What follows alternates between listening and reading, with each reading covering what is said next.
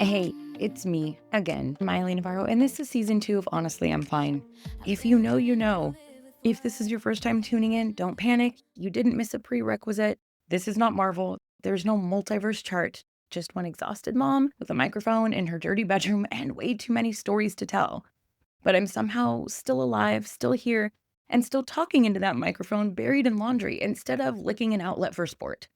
This is the podcast where grief has a foul mouth, trauma has a Costco membership, and I'm fine is code for I haven't showered in 3 days, but I did answer one email, so I feel like technically I'm thriving. If you're new here, first of all, bold choice. Second, this episode is your cheat sheet. This is the previously on my life catch up so you don't feel like you have to dig through a bunch of chaotic mess, that shit that I call season 1, a bunch of episodes wondering why I'm yelling about Pikachu, pediatric oncology, and my dad's Oldsmobile in one breath. I'm going to walk you through the bones of my story before grief, before the Kingston years, and of course the after. Not every detail, not every plot twist, but just enough that when I say the hallway dream or a camp out, you're not like, ma'am, is this a podcast or a fever dream? And if you've been with me from the beginning, think of this as us laying the groundwork so that season 2 can actually feel like a season and not a crime scene of audio files that I just threw out into the internet. All right, everybody, let's rewind.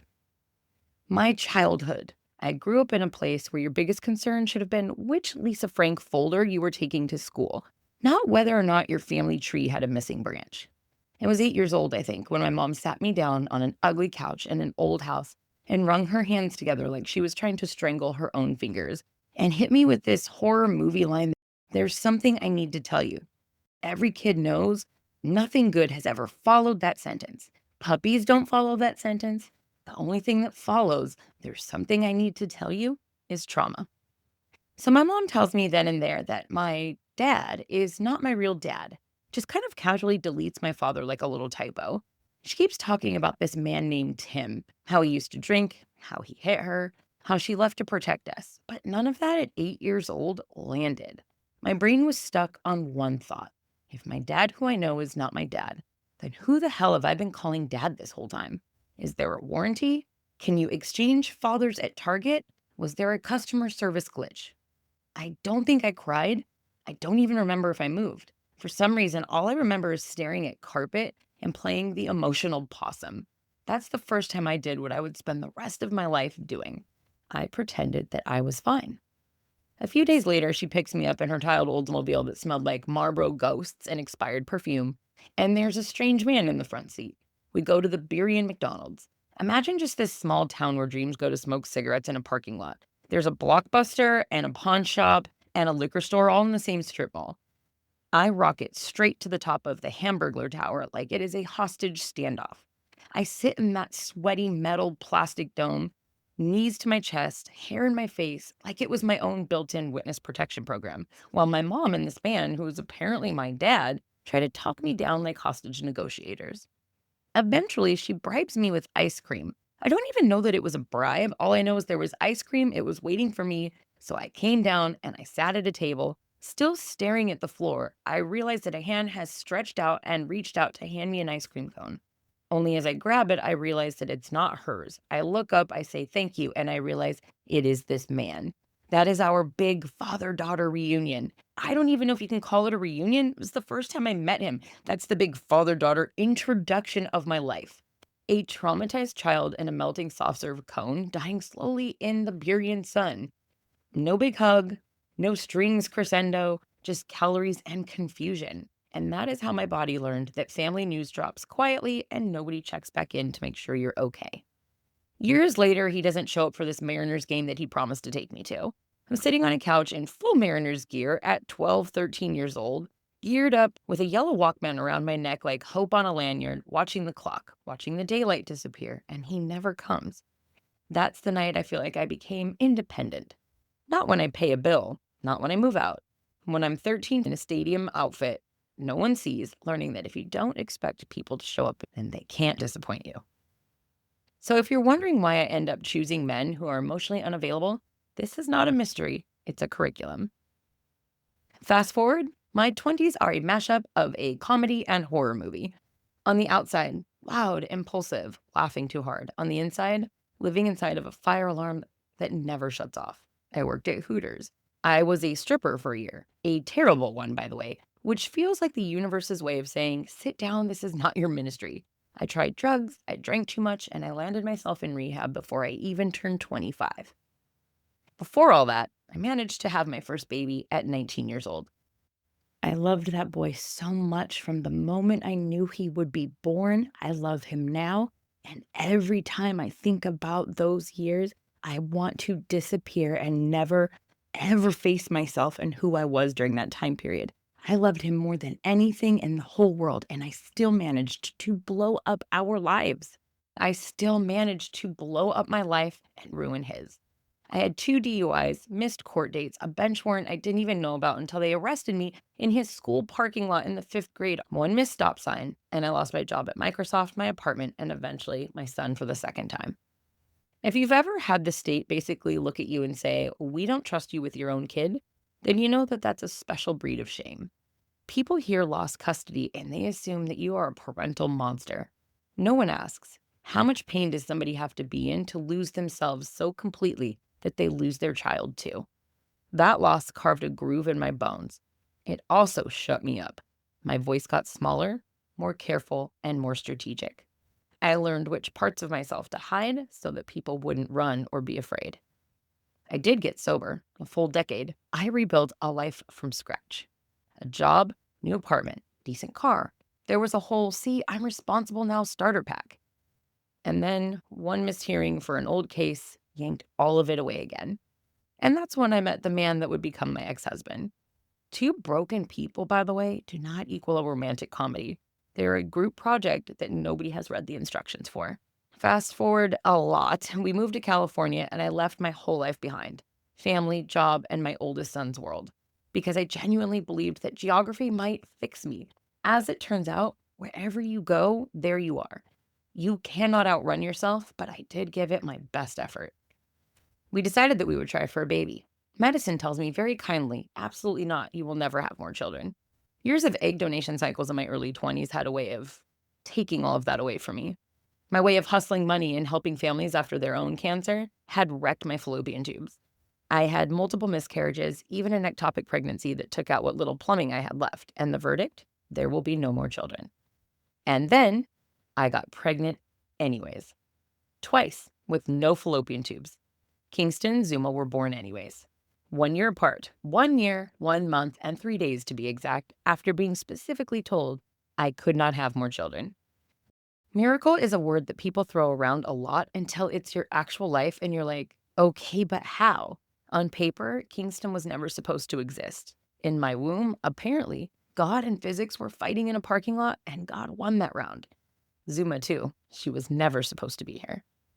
My marriage, meanwhile, was already cracking. We're broke, he's angry, I'm anxious, and we're pretending this is a normal young family struggle when really it was just two traumatized brains trying to build a Pinterest life on a fault line.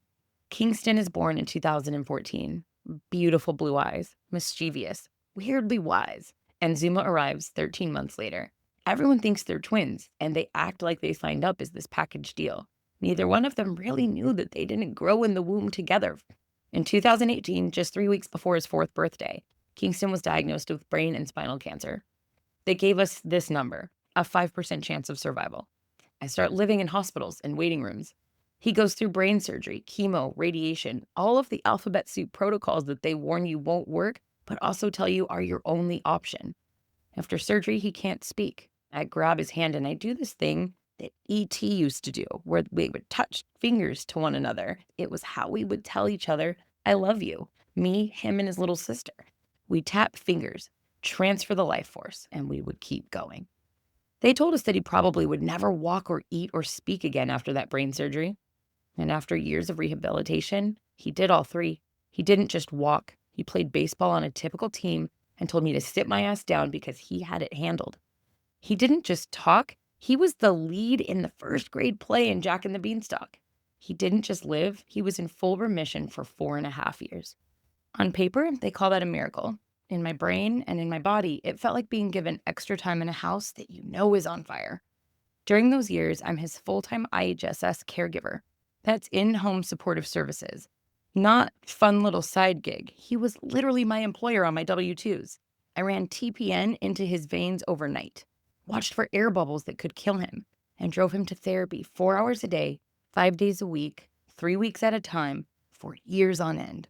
We did meds, we did appointments, school advocacy, everything. I did not sleep like a cute, quirky mom. I stayed awake every night, all night, because if I closed my eyes, even for a minute, an air bubble could kill him. He could stop breathing. Meanwhile, my marriage is cracking in all of the predictable places. The more medically complicated Kingston gets, the more lopsided the whole thing becomes.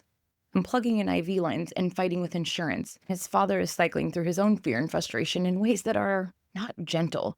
There are comments about how I don't bring anything to the table, questions about why I'm so tired when I don't even have a job, tension that leaks into the room when we should be focused on our kid. Trauma likes to stack, it never shows up alone.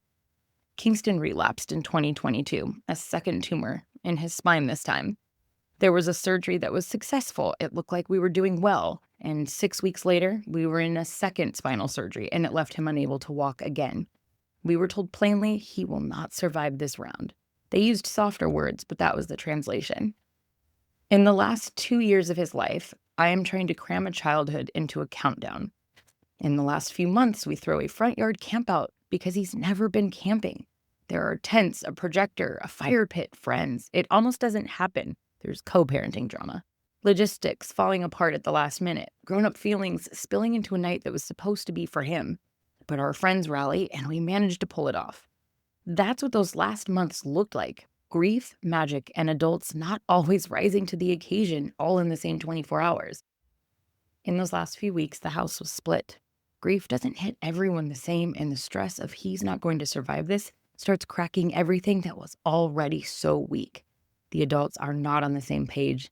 There's tension, distance, and a lot of things that were said and done that have nothing to do with what Kingston needed and everything to do with grown-up fear. One day after yet another blow-up, I shut the door and I began to cry. Kingston had a rule. I owe him money every time I cried in front of him. The anti-Hallmark swear jar. So I tell him, I'm not crying because someone called me names. I'm crying because they said I don't do anything.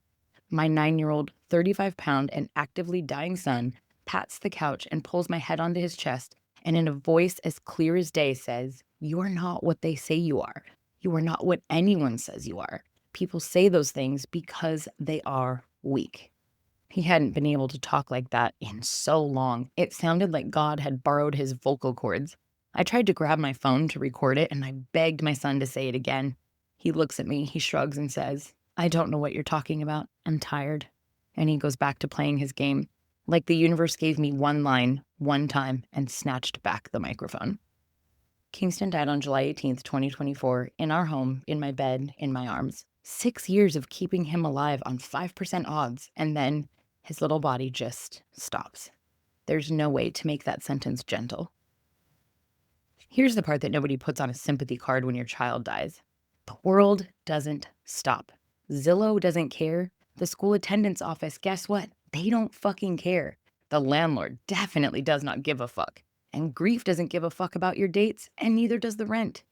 I lose our housing. I lose the only quote unquote job that I have had for more than 6 years because my employer, my son, he's gone. My resume basically says full-time caregiver since 2014, and capitalism reads that as, "Oh, so you have no skills." Friends disappear. People who rallied during chemo vanish somewhere between casseroles and the memorial slideshow. And then the weird shit starts. Lights started flickering. Electronics start glitching. One night, my TV turns itself on to a Matt Frazier video, a medium talking about signs from the dead. I'm like, okay, that's cute. Turn that off. But then the numbers, 111 and 23, literally start stalking me. Kingston shows up in other people's dreams with inside jokes that they couldn't possibly know. So I start going to mediums just to see, and they too are dropping details that hit too hard to be generic. I'm skeptical, but I am also sobbing at the same time. I have one dream that doesn't feel like a dream at all. It's 2.5 months after he dies.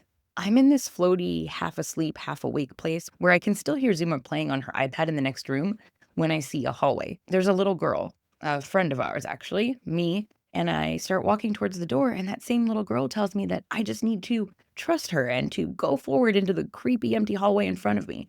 So I do it. I'm terrified, but there's something going on the other side of the wall that I need to figure out what it is. I'm convinced I'm there to protect her. The whole thing feels like a nightmare starting. I push open my bedroom door, and there he is, Kingston, fully alive, cheeks full, eyes bright, mischief all over his face, smiling, standing exactly where he died.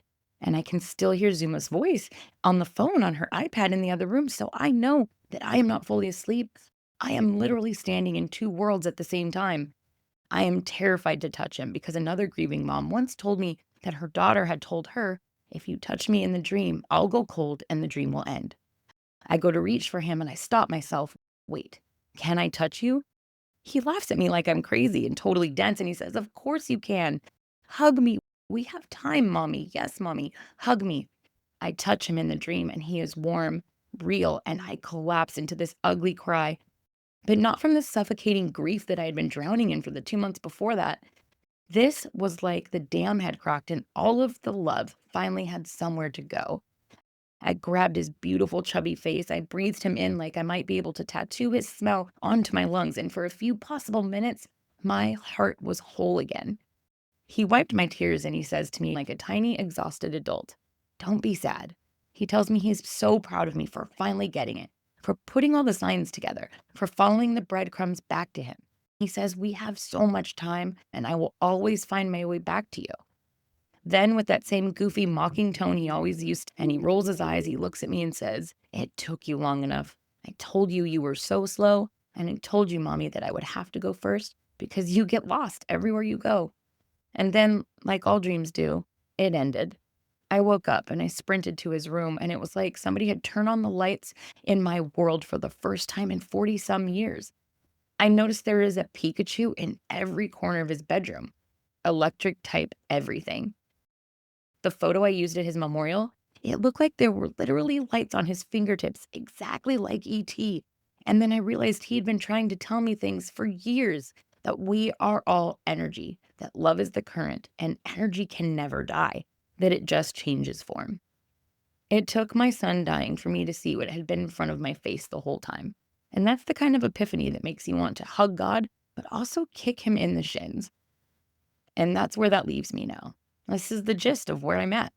I'm the mom who has lived through addiction, shame, custody loss, bad marriages, miracle babies, pediatric brain cancer, and child loss. A death that I did not survive so much as crawl through, and a spiritual awakening that I never asked for. Since then, I've done everything with dark humor, a foul mouth, and a lot of crying in parking lots and on the side of the road. And more signs and dreams than a sane person is comfortable admitting to. Season 1 of the show was really me just bleeding into a microphone in real time, trying to figure out what the fuck I'm still doing here. It's super messy, out of order. Most of it makes no sense. And honestly, it's exactly what the first year of grief feels like after losing somebody like your child. But season 2 is me telling the story intentionally, hopefully in some sort of order, and in a way that hopefully somebody out there can resonate with. Here's what you can expect from me going forward. Every week, I'm going to take one slice of my crazy life: caregiving, Kingston, the mediums, the men, the money, the weird ass signs, and the way that grief wrecks your body and your calendar.